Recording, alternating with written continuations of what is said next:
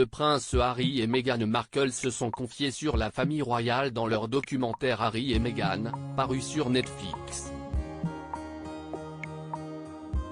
La duchesse de Sussex est revenue sur l'impact des rumeurs relayées dans les tabloïds sur sa santé mentale. La mère d'Archie et Lilibet a expliqué qu'elle avait développé des envies suicidaires après la naissance de son fils. Alors que la première partie du documentaire Harry et Meghan est sortie le jeudi 8 décembre sur Netflix, les 3 derniers épisodes ont été dévoilés une semaine après. L'occasion pour le fils de Charles III et sa femme de revenir sur des moments compliqués au sein de la famille royale. Meghan Markle a ainsi dévoilé qu'elle avait été très touchée par les rumeurs alimentées par les tabloïds et le traitement que le peuple britannique lui avait réservé alors qu'elle était enceinte de son premier enfant. Si la duchesse de Sussex a expliqué qu'elle pensait dans un premier temps que personne ne croirait les tabloïds, elle a rapidement fait face à la réalité. On a fait un bain de foule à Liverpool, et il y avait un groupe de femmes, et l'une d'entre elles m'a dit: ce que tu fais à ton père, ce n'est pas bien. Si est-il la première fois que je me suis dit: oh mon Dieu, les gens y croient vraiment. Et ça m'a profondément remué, a-t-elle confié. Meghan Markle est revenue sur ses pensées suicidaires face à la pression médiatique, sa comparaison incessante avec Kate Middleton, les rumeurs liées à sa relation avec son père ou encore sa dépression post-partum. Meghan Markle a peu à peu sombré. La femme de 41 ans a ainsi commencé à avoir des pensées suicidaires. Je me disais: si je ne suis plus là, tout va enfin s'arrêter. Et c'était le plus effrayant, car c'était une pensée tellement lucide, a-t-elle rapporté.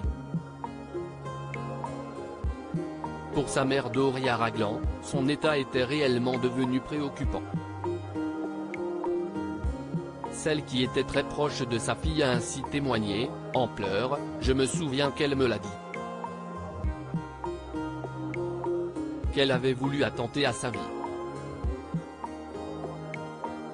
Et cela m'a vraiment brisé le cœur parce que je savais.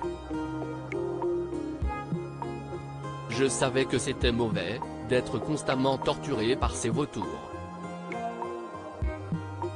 Alors que Meghan Markle songe d'abord à consulter un professionnel pour sa santé mentale, la famille royale lui aurait déconseillé de le faire, afin de ne pas donner une mauvaise image de l'institution. Le prince Harry regrette de ne pas avoir agi immédiatement alors que son enfance a été marquée par la souffrance de sa mère. Face à la presse britannique, le prince Harry a toujours souhaité protéger sa femme afin qu'elle ne vive pas la même expérience.